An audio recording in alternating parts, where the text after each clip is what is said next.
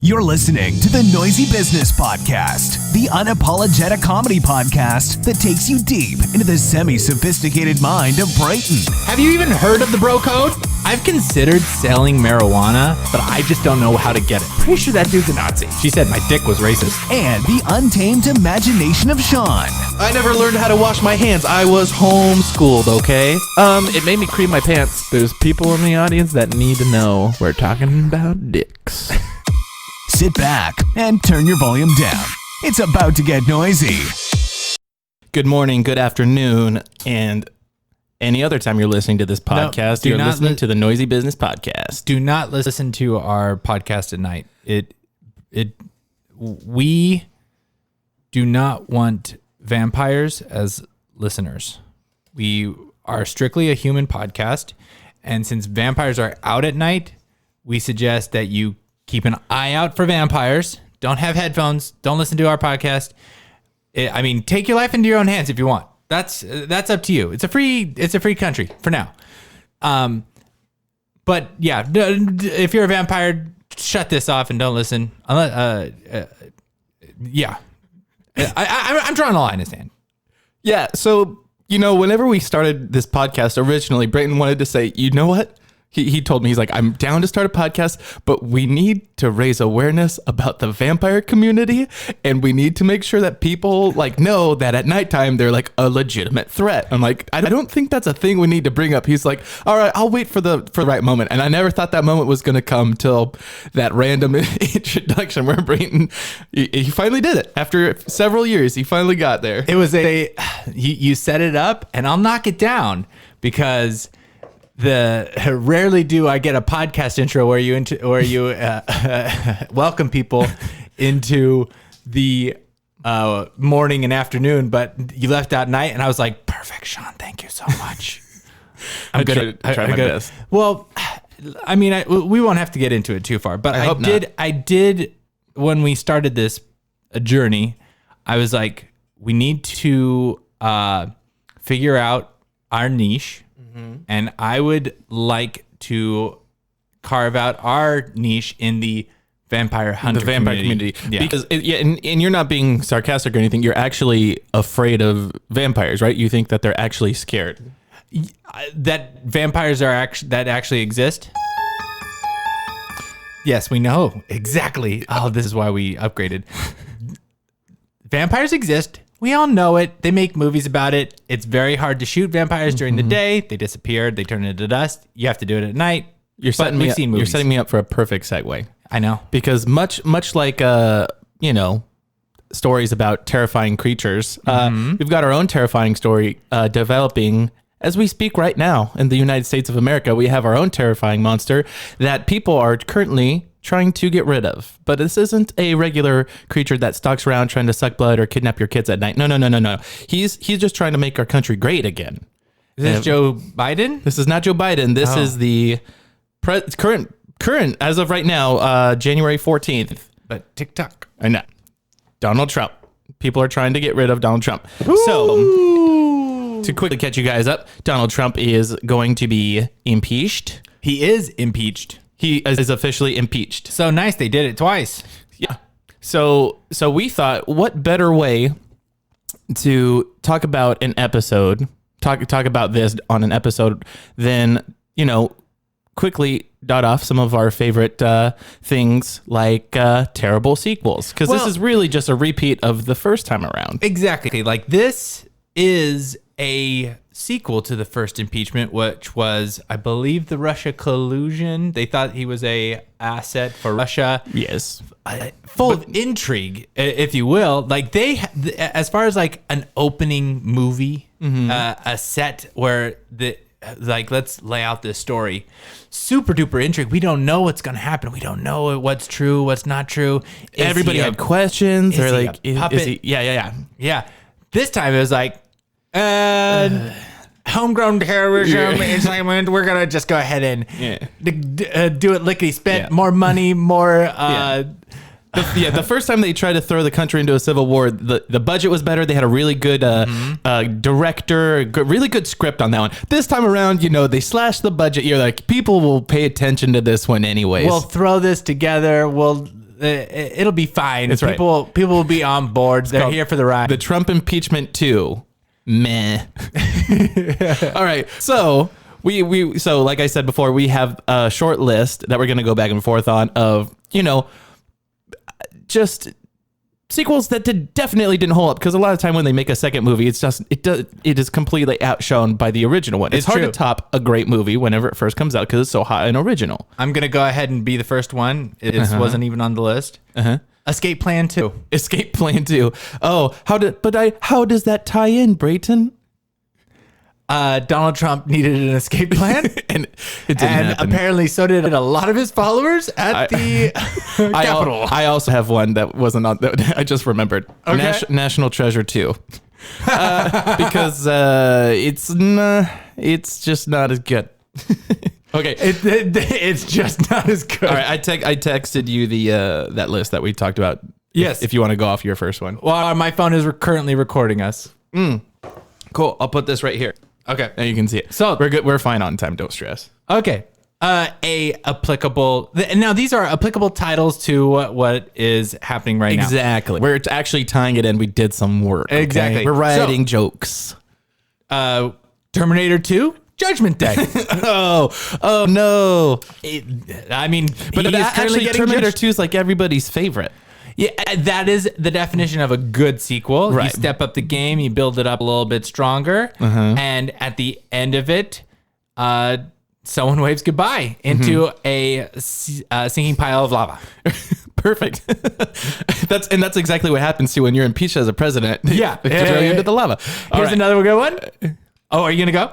Oh yeah, we're gonna go back and forth. Oh yeah. Right. Mine is The Hangover 2, because we've already seen this before, but now we're just trying to wake up and figure out what the hell is actually going on. We're trying to fill in the blanks and recall how we got to this point in the first place, but it's just not as funny as the first time around. It's just kind of let's get this over with. It's kind of like if the outcome was Civil War. We're trying to remember how it happened last time, but we've just gone through so much right now. We can't put the pieces together on how we actually got here, whether it be through social media, lockdowns, pandemics, economy crashing, police brutality. It's just we can't put all of this together by looking at history and seeing what's going to happen in the future. Right. We're just going to have to see how it plays out. All right. What you got next? This Barry? one's a little self-explanatory, but it kind of hits the nail on the head.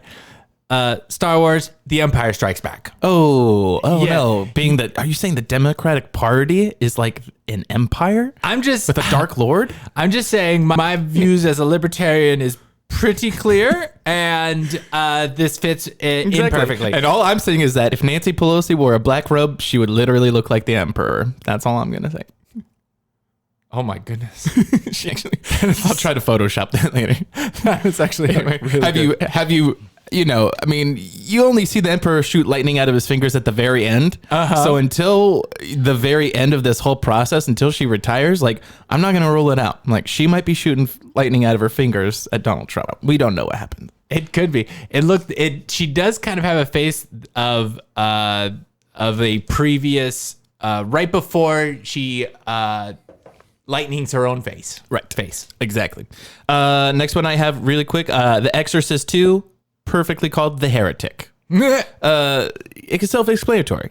Yeah, here you go. Most of these are. Again, another classic sequul. These are all good low-hanging fruit, but just low-hanging fruit. But we're gonna smack it out of the park, Bray. Captain America, Civil War. I mean, we may not be out. This one actually is a little bit of a prediction. Yeah, this one's not necessarily applicable to what's happening right now. But it's a sequel and it makes sense. But it's a sequel. We may be predicting what's happening next. We're not leaning away from it. So we're gonna go to the theater to that one. Yep. You want me to do my last one? Go ahead. Okay, cool. Blow your load. This is my last P in the pod is Evan Almighty. Because kind of like my other one in my list, we've already kind of seen something similar unfold, but the second time around, God's not really in it. In God we trust. Maybe not. I don't know anymore. Okay, so I'm scrolling through a couple of the other ones right now. Vamp. Okay, so really quick before we keep going, I do want to say stick around because we have a really important guest that we're going to be interviewing. He is a internet comedian. He is a sketch comedy writer, and he has been on this podcast before, but we will be taking a phone call with him later, so stick around for that. That'll be very interesting. Okay, now Roy. the movie that I'm talking about that I think is actually highly applicable is from the list of the worst sequels. This movie is Grown Ups 2. Oh. How does this equate, you say? How about a bunch of friends acting like grown-ups specifically for money? I think that describes our American politics. If you know what I'm saying. Just a bunch of people that have been in this career way too long and are getting overpaid and are, it's just the regular people that have to watch this unfold that really have to pay the price. Exactly. That's the last one I think I got. Yeah. That's all we got to get, folks. So, like I said, it is January 14th. Lots of new developments are going to happen literally within the next week, because on January 21st, we're going to have our president. Wait, does that mean Mike Pence is technically the president right now? Or No, because he's been impeached and it has to go to the Senate, huh? Correct. Which is probably not going to happen. Doesn't convene until the 19th, which is also after Biden gets placed into office. So he's going to already not be president by the time that goes through. Now, the main thing, there's a lot of speculation on what's going on, but the main thing that I believe that they're trying to do is set an example.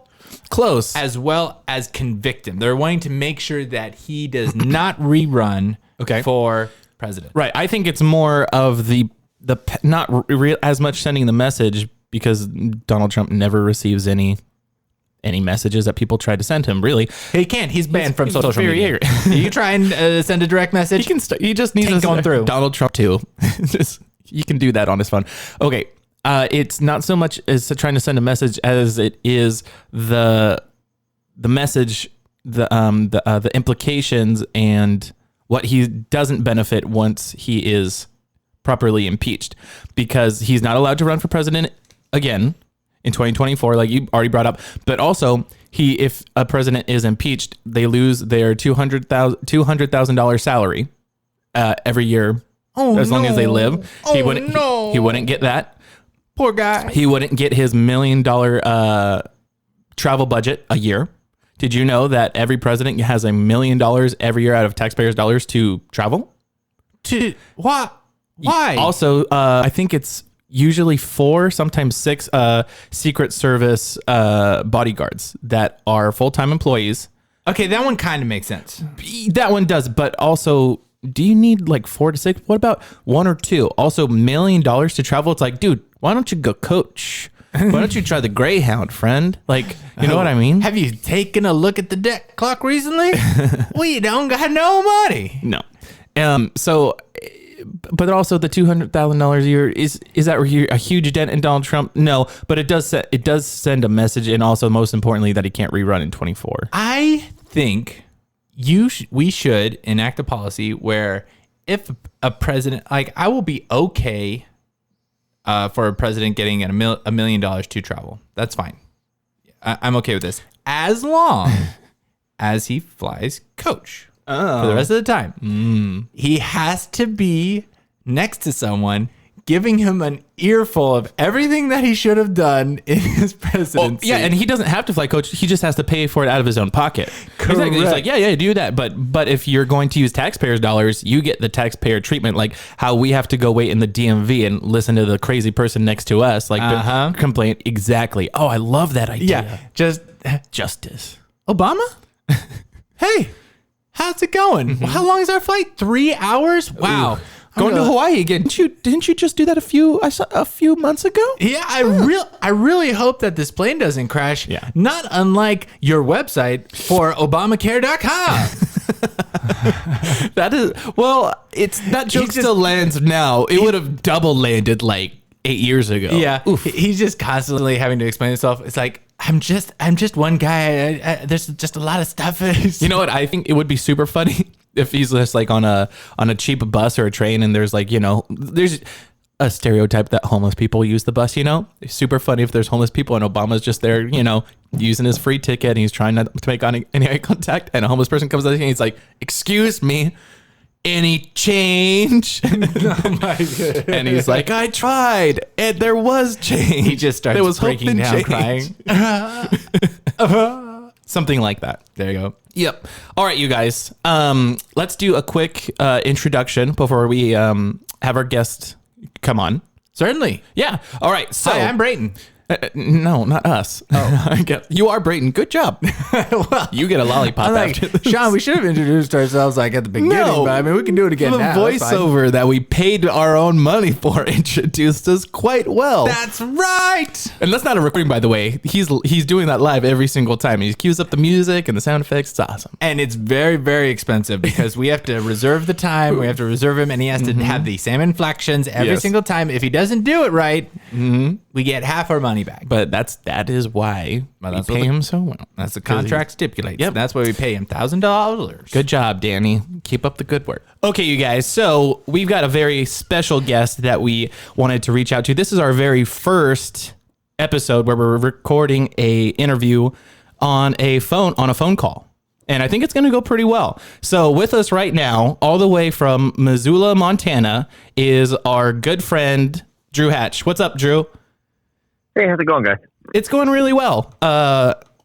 We were talking about the impeachment of Donald Trump the second time around and how crazy that all is. How is that vibe out where you are in Montana?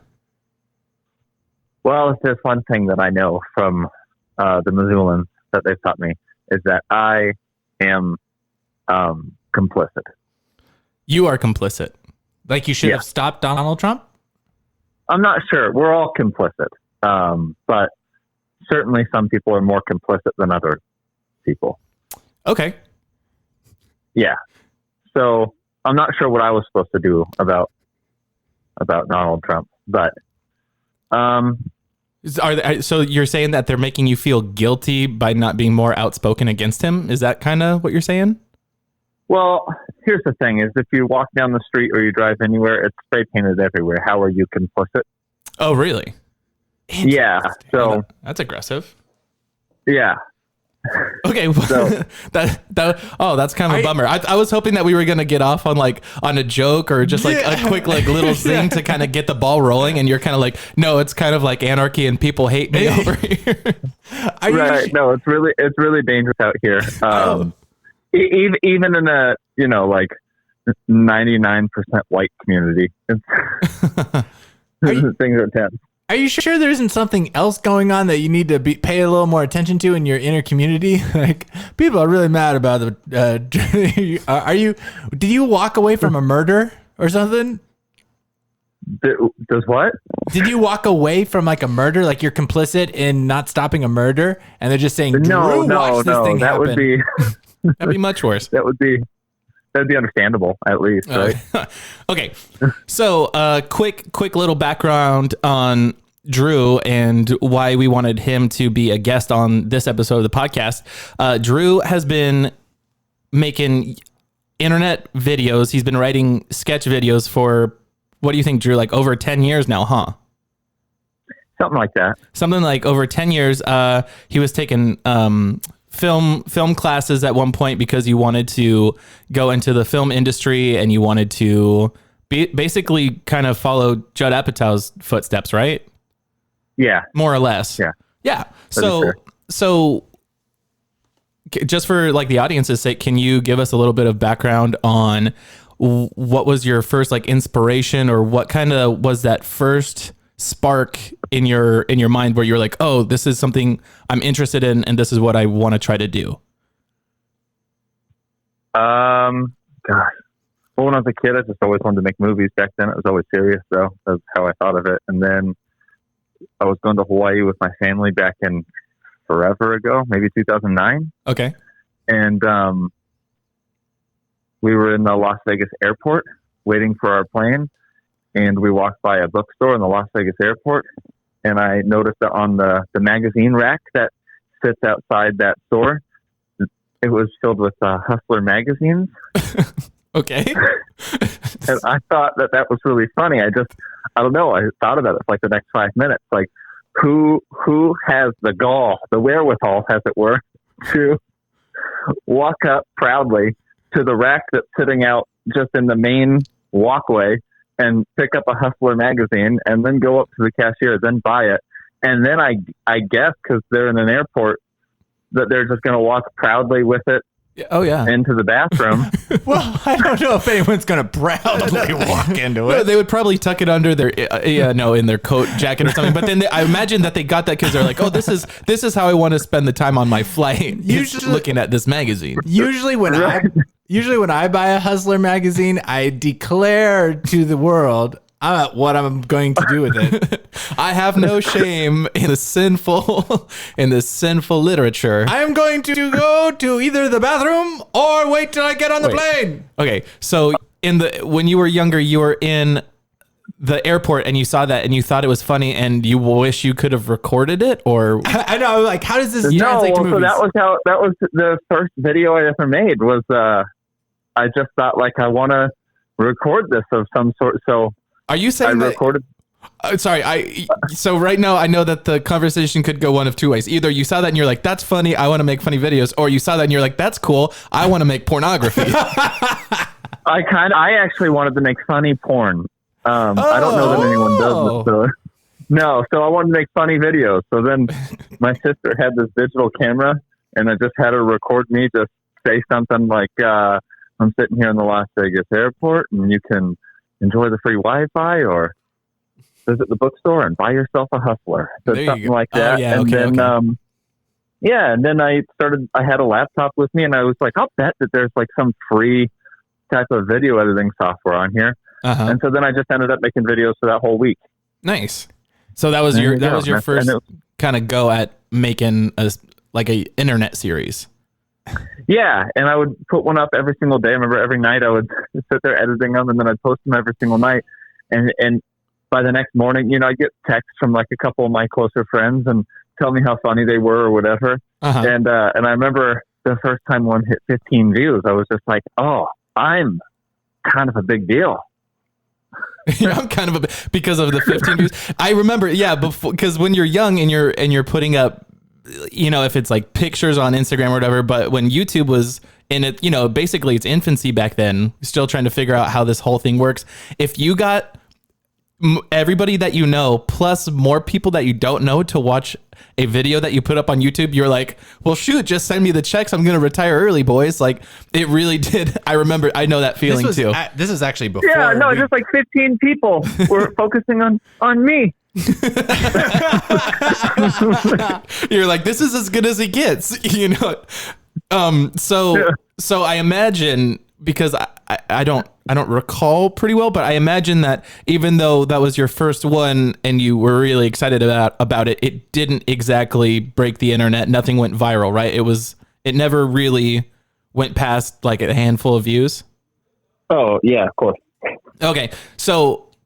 But I know that wasn't the last time that you did a series where pretty much every day you uploaded a video, because I know you've been to trips like to Hawaii, like you said, you've been to Mexico, and I know because I was part of this one was our beach camping YouTube series where we did this 2 years in a row, where every day we would basically do a full day of writing and recording sketch videos with our friends that were basically obligated to be in the videos because they were camping with us.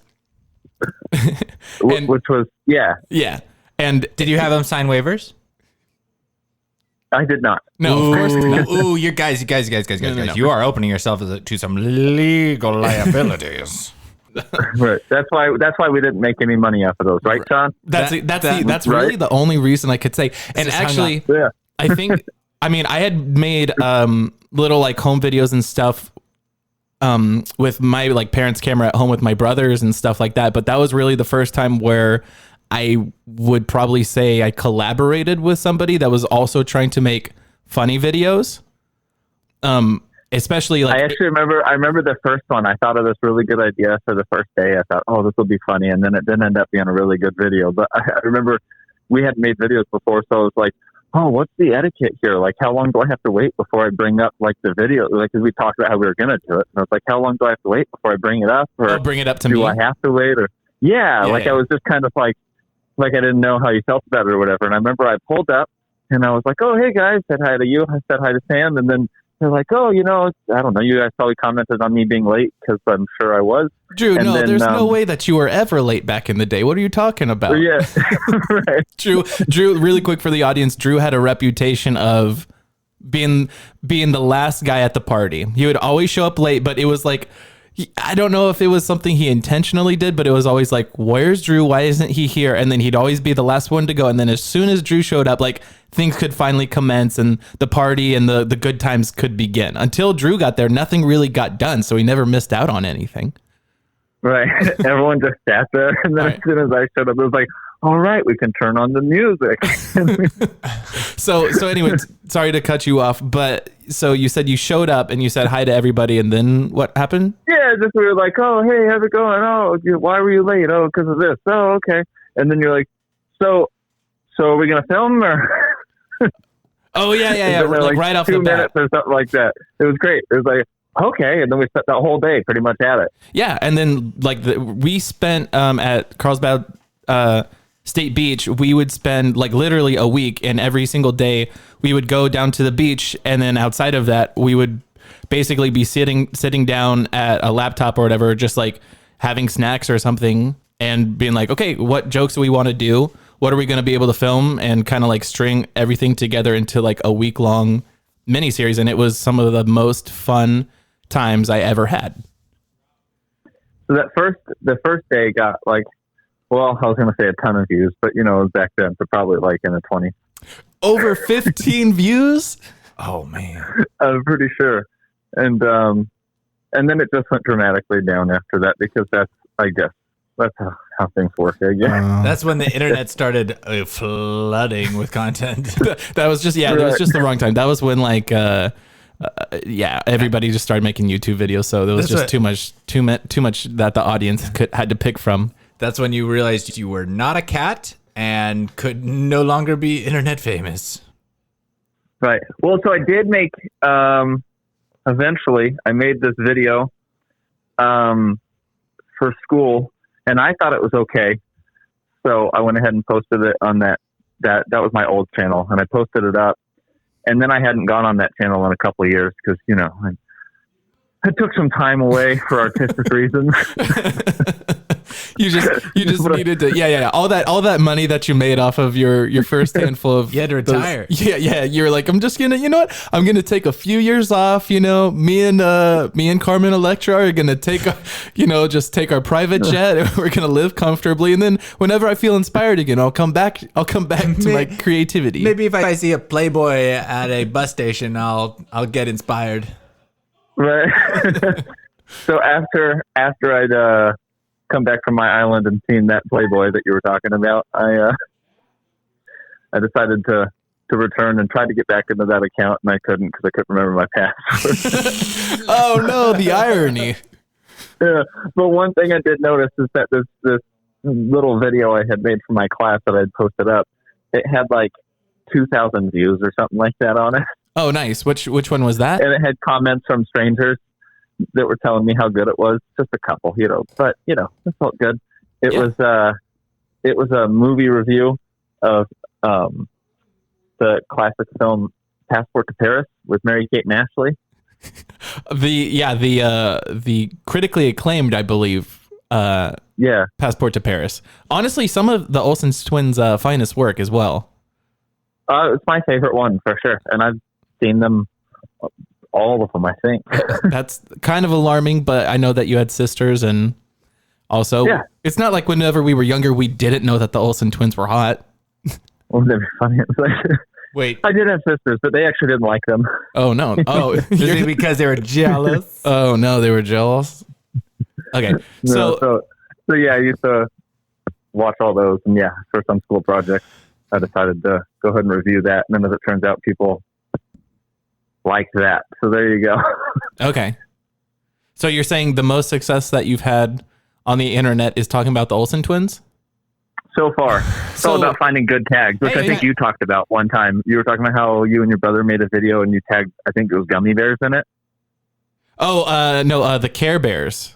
Oh, and then it got like a ton of views. Yeah, in China. Like, and I remember being like, where are all these views coming from? And checking the analytics, and there was like, I don't know, that video only had like several hundred views or something. I was like, why? Because, it's like I only get like maybe 20 views tops on these, early YouTube videos. And then checking it, and the Chinese people, turns out they're into the Care Bears. So yeah, the tags really make a difference. Yeah, that's why, now whenever I'm making videos, I'm always trying to, like, however loosely I can tie one of these videos to something that might get searched, I will tag it. All right, Drew. So next thing I want to ask you, I think I already know the answer to this question. So if you can't come up with anything, I've got one, a story loaded for you. But what is the hardest you've ever had to work to make a video? What's like the most effort you've put in to pull off a video? Or the most you've had to sacrifice for making internet content? The most I've had to sacrifice. The relationship of Carmen and Electra. I know when I think about all the friendships I've lost and what are you trudging up all these poor feelings for Drew? What have I lost? Well, I'm curious to know what you're thinking, but the ones I made over quarantine, actually, they were maybe, so there was 2 videos, I'm pretty sure it was 2, where I had, one of them had a montage of me eating. And so, but the way the audience just took that is they think that you just made a montage of you eating a bunch of food and made that your video, but I know that's not what it is. So you might need to explain it a little bit more than that. Well, it's a very funny video about my quarantine routine. And so you're saying during quarantine, you're saying you made a couple of videos of what your life looked like during the shutdown. Well, yeah, one of them was, they were both fake, obviously. But yeah, one of them had this montage of me eating a bunch of junk food. Okay. So, I went to the store, like, it's not like I happened to have Pete's Cheetos, a giant bucket of cheese balls, and, oatmeal cookies or whatever else I had in there. So I had to go to the store, I had to buy all that, and then I had to eat all of it. And, like, I don't know, it sounds like a good time, but it wasn't that great of a time. Because I imagine during quarantine you were really still going through trying. I don't know if you were trying to stay keto or whatever, but if you were just really trying to eat healthy and exercise, and you're like, I have this amazing idea, but I have to eat amazing, delicious food. I love the word. What's the hardest work that you've had to put into making a video? I had to snack a little too much. No, it's just, also, I still remember when I bought it all, I was just thinking like, man, this is a lot of money. It wasn't a lot of money, but I don't know, over $10. Oh my God. There you go. Whatever. Oh no, Drew, over $10 in props. No, you've given up so much. No, okay. This is the one that I had in mind specifically because we were talking about beach Christmas, and we would take turns. One of us would be the cameraman, and usually 1, 2, or 3 of our friends or whatever would be the on the cast that were kind of like going through a semi-improvised, semi-scripted like comedy scene. And one of them was whenever I was the cameraman, and I think whenever I'm the cameraman, I'm a little bit more demanding of like the physicality that I want from the actors, because you can't really fake it, like if you fake it, it's gonna look fake. If it looks real, if you do real stuff, it looks more real, and then it's more funnier, I think. And I remember there was one scene specifically. It was after, I'm trying to remember. Is it the Fight Club scene? No. Drew, the character, basically Drew's character that he was playing was doing his tradition of making these really intricate sandcastles that were like laden with like emotional ties. That's right. And yeah. And Drew knows where I'm going with this now. And Sam's character is just kind of this like strong-headed dick. You know, he was basically playing himself. Yeah. No, just kidding. Method Yeah, method acting. Yeah, real stretch. It got him out of his comfort zone. Think of a time when you're you can't think of a time when your father. Okay, so Dru was making this like really intricate sandcastle. It was, what was it, Dru? In memoriam of your grandfather that fought in World War II. He died after the war. But Okay. he built a sandcastle. He built a drip sandcastle on the beaches of Normandy during the invasion. That's right. Yeah, and so every year you would make a drip sandcastle, and like at the end when it's finally come together, I think it was it black and white, or there was for sure like emotional. Yes, like, it's black and white. It's such a good, man. It was so Slow good. It motion just shows was- me in slow motion Yeah. making these drip sandcastles with the in the arms of the angel. Oh dang! Did this get pulled from pulling out. YouTube? Oh, probably most likely. Oh, that's a good question. 'Cause at least half of them have by now. So all these YouTube videos that we're describing, you cannot watch. They are off of YouTube now. No, think a some ton of of them them- you can, and a ton of them you can't. yeah, they kind of, and it comes and goes too. I've noticed some of them get taken down briefly, and then they come back after like a few years because the song's not as popular anymore. Trading rights, legal rights have changed hands or something like that. Interesting. So anyway, at this point, I remember Sam's character comes in and he slams his foot on one of the sandcastles, like just completely oblivious, doesn't realize that he's destroying all this sandcastle that Dru put all this labor and love into. And just the look that got in Dru's eyes. And basically the idea was that they would get so mad at each other that Dru would physically like chase after Sam, like as fast as he could with me running backwards, holding the camera, tackle him into the ocean and basically like choke him out and start beating him up. It was kind of like as simple as that, because the whole gag was that it was funny that he would want to fight after all that emotional impact. So Dru, what do you remember about me trying to like tell you? Because I remember we did one take and I was like, it's okay, but you guys aren't moving fast enough, or it was something like that, right? You wanted me to, you basically what you needed me to do, because you were running backwards and we were running forwards, is you needed us to run, but exaggeratedly, because it needed to look like we were going faster than we were. Right, because Pretty much. because we didn't have like a dolly or anything. We are just literally holding like a waterproof camera and So I'm trying to then run backwards. Yeah, and I was We like, did these like cartoony runs, and they look really good. I mean, I think it's still up, and they look because really funny. Because we were gonna throw slow motion effect on it anyway. So as long as you kind of like over emphasize your motions, it would kind of like come out without looking too cheesy. And we did one take and I was like looking at it and Dru's like, I think it's pretty good. And I was like, it's just the physicality is not there. I don't know. I was just like, I need more. I don't know. I was just being pretentious or whatever. And Dru's like, okay. And then we say, okay, ready, like action or go or whatever we said. And then Dru's running. And Dru, why don't you tell your version of the story, and then I'll pick it up from there. Well, I don't know what happened. I was running. We were in the water, like probably up to like I don't know, just past our ankles, and then I just hurt. And then you just my toe hurt. Yeah, and Dru. so I dropped down. And then when I'm looking at my feet, like it's very clear that I broke a toe, and I still don't.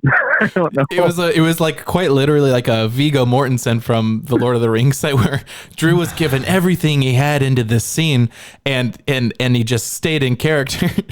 I remember I think you completely kind of like tackled him into the water, and it was like maybe knee deep water, but. The thing about the beach that we were at, there were these like rocks all over the place, and if you're running on the beach, you can like avoid them like when you're in the sand, but when you go into the water, you can't really tell where there's rocks or anything. And then at some point, like we say, I'm like, okay, cut. And I was like, wow, that looked way better. I was like, good job, you guys. That was great. And then Sam's like, yeah, sure. And then Dru's like, I broke my toe. And we were like, okay, no, you didn't. You did not break your toe just now. And you're like, look at it. And then, me and Sam look at it, but we don't want to freak our friend out. We're like, it's fine. But it's definitely like when you're looking at that toe and then you look at the same toe on the other foot, you're like, oh, this one's significantly more crooked. Most toes are supposed to be 3 centimeters apart. Yeah. Like that's like everybody's feet, right? Yeah, Dru, stop being so dramatic. Walk it off. Put some dirt on it. Like I'm pretty sure it used to be straight. No, I don't remember that, Drew. I don't recall. So that was the time that I remember that you sacrificed the most, where you actually broke a. Oh, here was bone. a time. I don't know about sacrifice or whatever, but okay. So one time, I was talking to this girl, and then I felt burned by her kind of bad. And when I was talking to somebody about it, what? Did she ghost you? Is that why you felt bad? Or? No. You'll remember this in a second. Okay. So I thought when I was telling the story to somebody, I was just joking about it because I thought like the thing was kind of funny. And I was like, oh, that'd be a funny video.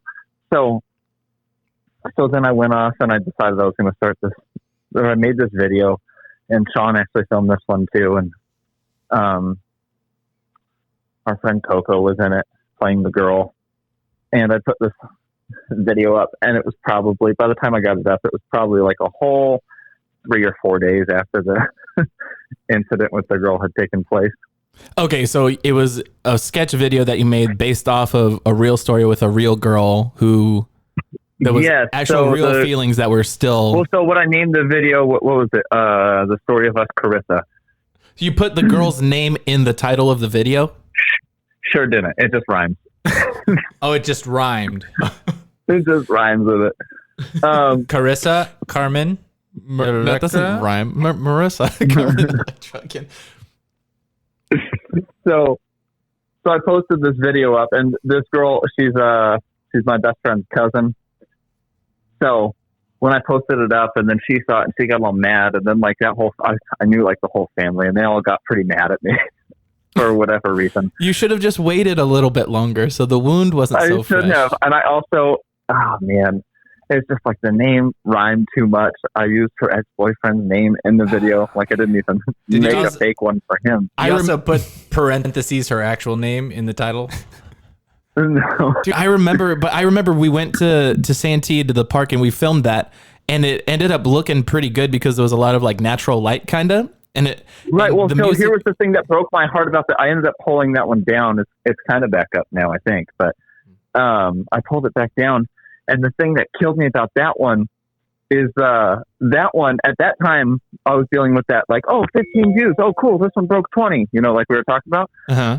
That one, by the end of the second hour that it was up, had like 130-something views. Right. Yeah, I remember. People were commenting on it like strangers. Probably her friends, to be honest. But no, that's right. People I didn't know were commenting on the video, talking about how funny it was. And right. I was just like, oh, this is my... What's that called? My magnum opus. This is your magnum opus. This is it. Yeah, you're like this is the one that's gonna kind of like get things jump started. And correct me if I'm wrong, but I remember checking at the end of the day. I think you had like over 300 views on that one, which is really, really good, especially back then for somebody that didn't really have that amount of views. And so it was starting to like circulate. People were sharing it and commenting on it.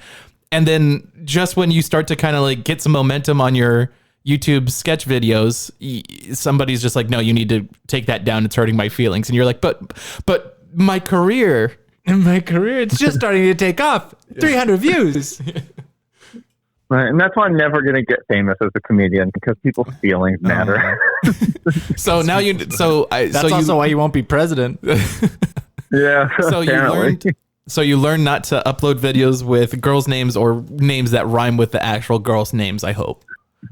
Well, then later there was this other girl, and she, things didn't work out great there either, but she was into making videos. And at some point, like not long after the incident, like a week after, I was like, hey, tell me if this is a funny video. And then I pretty much walked through in my head, like the comedic version of what had happened between us. Uh-huh. And she said, yeah, that's super funny. Can I play myself? I said, of course you can. So you had an ex-girlfriend play herself? Oh, no. Yeah. But I imagine. Yeah, he's writing out the script, and all of a sudden it just starts to get really dark, and he started. And another thing. Just unleash a whole video. You like write the script out, and she's just like has to go on this like Quentin Tarantino rant of how she's just like the worst person ever. She's like, I'm a soulless, heartless biatch, and I never like, deserved anybody like Dru in the first place. I feel like you wrote This me. wasn't in the summary that you sent me. You're like, yeah, just learn the script. You said you wanted to play the part. This is what you agreed to. Oh man. Okay, so Why does your character have to go through my phone in the sketch?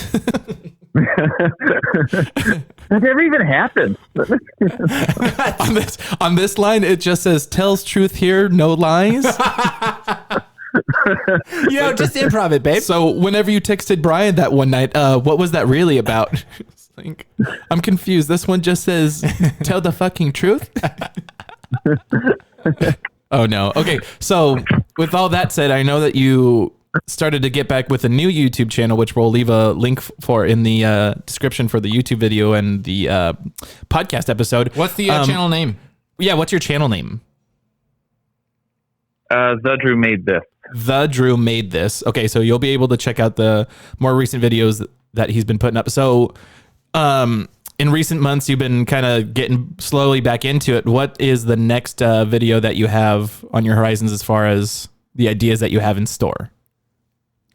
Okay, so I posted a video, like a twins video on there. A twins video?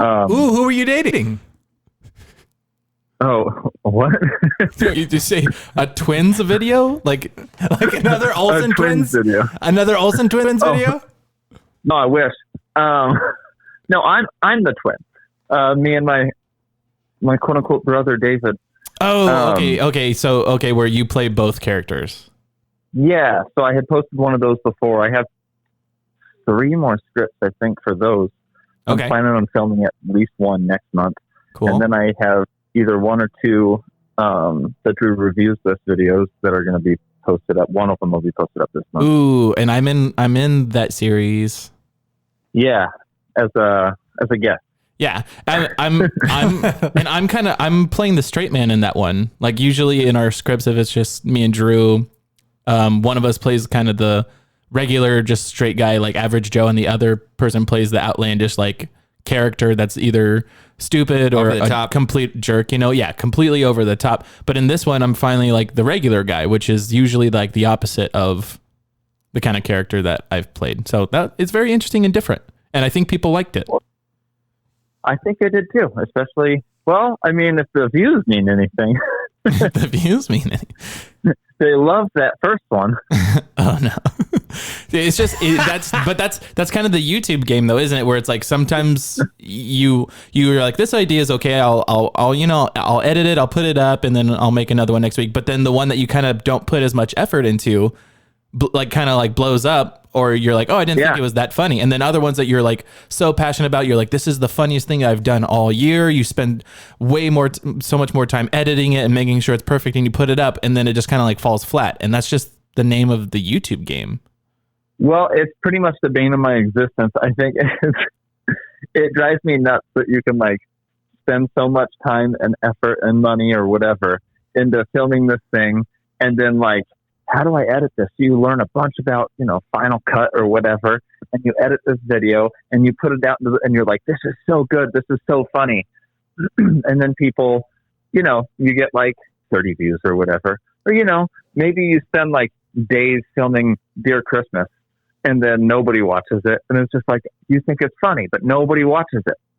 And then some chick films herself sitting on a toilet and just repeats that she's sitting on a toilet for 45 seconds. And now she's, bought 4 houses with the money that she got from that, or, whatever. That's a very specific video. You happen to have the camera on when Charlie bites some kid's finger. That's and right. then now they're all retiring at 6 years old. Oh, but Dru, you have a puppy right now. You have a puppy, and you can literally, that's I'm not saying that you would use the puppy to. Oh, I had this video I was going to post. Tell me what you guys think about this. I had this video I was going to post. I was over at my friend Griffin's house. Okay. He's got laminate floors. Okay. And this was, I'd had Clyde for, a week or 2 at this point. And we just started sliding him back and forth, from across the apartment. the Canadian stone sliding thing that they do. Like, Yeah, pretty much. Like, I'd just take him and then, go back and then throw him forward. You need and to he would upload slide on his side over to Griffin. And then Griffin would do it back to me. You need to put and that I was up, like, if I dude. post this up, people are going to say I'm abusive. Oh, only a little bit. If it's with a puppy and the How fast puppy. are you doing it? Yeah. What was that? How fast are you doing it? Oh, as fast as possible. How long I think is it the was room? fun. Yeah. I'm not saying that he enjoyed it, but he didn't. He didn't not seem to enjoy it. He was puppy indifferent. If I could classify a lot of my experiences that way, I would. So I think I have a feeling that he was just going back and forth, thinking like, humans are weird. Yeah, probably. Dude, I'm telling you, if you upload that, you're gonna get thousands of views, and then even if 1% of that checks out your other videos are gonna get hundreds of views, and then out of that, if they think the several that are already on that channel are funny, you're gonna get subscribers out of that. And if that doesn't, you can make a video about how Sean led you wrong, and That's right. that will get you views. And but you can at least 3 views. You can make the name like Don or something. That's right. Yeah, Don told me this. Yeah, I think. And if all else fails, make another video about the Olsen twins videos. Billboard Dad. Well, I was thinking about it because I've been listening to that podcast that I told you about, the Simpsons podcast. Where it's just these 2 Australian guys talking about Simpsons episodes. It's really good, as it turns out. All right, let's not plug other people's podcasts on our podcast. I'm not. It's, it's fine. Don't look for it. Don't look for one of the 2 Australian Simpsons podcasts that exist. Anyway, I was like, what if I just started going through every Mary Kate and Ashley movie? Dude, there's a market for it. Oh yeah. Yeah, I'm sure there is. Maybe if you can get one of those girls who sits on the toilet as part of a co-host kind of thing, dude, you're buying houses. So we could do the podcast while she's sitting on the toilet. Yeah, if she's holding your dog while on the toilet, not sanitary, but it'll get views. Oh yeah. Yeah. All right, dude. We're gonna wrap this thing up. We have probably taken enough of your time, but we really appreciate you and your time in letting us call and use you as a interviewee. And is there anything else that you want to plug before we sign you off? No, that's it. Okay. Oh, well, all right, sweet, so simple and sweet. Yeah, we'll be sure to leave links to those YouTube videos so you guys can check them out after you check out this podcast.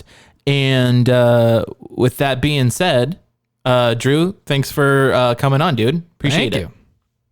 Hey, thanks for having me. Appreciate it, guys. All right, man. Take it easy. All right, bye. Bye. Wow, that was good. Wow. We learned a lot. We learned a lot about Drew and his ups and downs and Yes. yeah. I was anticipating when you were kind of giving the little leeway of how he was inspired by Judd Apatow and all that. I thought he was going to say I watched the 40-year-old version, thought it would be hilarious, and I wanted to make movies like that. But no, I was wrong. That was that took a turn. That was good. Because you have to start somewhere. You'd be like, if your dreams aren't big enough, you're not dreaming big enough. So if you were like, oh, I want to be the next Judd Apatow, it's like, okay, well, why don't you start trying to make some funny YouTube videos? Yeah. And then, but if your funny YouTube videos never get off the ground because, mean girls make you take them down, then if YouTube's going to be like, oh, when you start to get successful, you delete your videos. So I guess we're not going to send people, advertise your videos anymore. Like, hey, maybe we suggest you watching this video. And it's like, nope, they're not going to do that anymore. You can't beat the algorithm. YouTube is a cold-hearted bee. That's for sure. Yep. All right, Bray, what are we doing next week on Noisy Business I would say Podcast? we're probably going to do a podcast. What? Another podcast next week? Well, we're there's a couple of things that we can talk about. It'll whatever's in the news. Sure. Maybe talk about some more businesses. You know what's not in the news enough these days? The pickle business.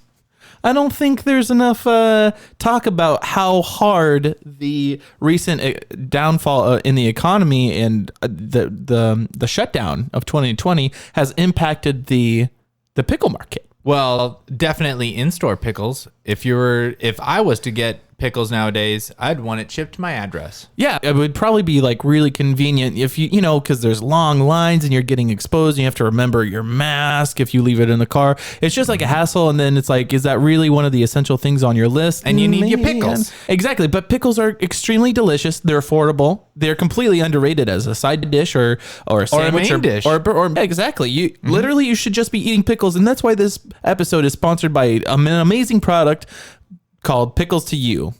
It's a monthly pickle subscription box. We will be playing the advertisement that they have sent us recently, or we sent to ourselves because I think we've run this company. Just in case there actually is a pickle company that does this. This is not from them. This is made by us. Yes, we literally hand pack these pickles ourselves. We literally put pickles in a box and they keep. Because of the vinegar. They keep, more or less, depending on when we ship it. Yeah. I mean, exactly. But we send these pickles to you. You can choose from over 3 varieties and, customize your own box if you want to. If you want more than 3 pickles a box, you're going to have to pay a premium price for that. Premium pickle prices? Yeah, but really, you're paying premium prices for pickles, then you're going to get what you pay for. That was a tongue twister. Yeah, I was gonna say. Anyway, so if you like salty, delicious, refreshing pickles, pickles to you. Pickles2u.com. So check that out. But yeah, so we're gonna have another good episode next week. Yeah. If as long as the Civil War isn't like too far into it, if it started, maybe ended, who knows? Yeah. Maybe we're gonna have to do like a red versus blue type thing. But I don't know. Maybe we'll do. There'll be some stuff to think about. But until then, if you enjoy the Noisy Business Podcast and you are having a grand old time listening in, hit us up on social media on Instagram. We're at the Noisy Business Pod. As well as if you're listening to this on iTunes, be sure to leave us a review and a 5-star rating. It does help. If you're watching on YouTube, we did talk a lot about YouTube today. Give us a like, subscribe to our channel. We're planning on doing a lot more stuff over here. We're hopefully going to be producing more video content of all the sketch videos that we talked about. Eventually get there. So hopefully put on our own. Yeah, we really do appreciate you guys listening, and we shall see you next week. And in the meantime, don't ever forget the most important thing that you should never forget. Never ever. And I don't want to reiterate. I don't want to step on your line, but it's incredibly important. Keep it noisy. Safe. Because if you that's right. Because you can't keep it noisy if you don't keep it safe first, okay? But the thing that you should stay is indoors because of the lockdown, Brayton. Oh, that's right. That's right. Of course. But remember, stay noisy. Hey there, neighbor. Sean here from Pickles to You, a monthly subscription box that allows you to get the finest pickled products from across this beautiful God-blessed country delivered right to your doorstep. That's right, friend. There's no need to run out to the store because you forgot pickles again. Pickles to You customizes what you like best and sends it to you in a no-hassle, low-cost package. Pickles to You. Other pickle subscription boxes can cost you over $4,000 a month. But at Pickles to You, we know times are tough. And we know people need delicious salty pickles more than ever. And that's why if you order our monthly subscription box now, you can enjoy perfect local batch pickles for the low price of $3.99.95. That's right, only $3.99.95. Pickles to You. And it's alright if you don't order them, friend. But if I'm being completely honest, you gotta try these fucking pickles, okay? I'm getting, to be honest, a little stressed here. I think I'm gonna lose my house. My wife just might leave me. Turns out you can't really support a family just by selling pickles. We're filing for bankruptcy. Thanks again, friend. God bless. Please buy some fucking pickles.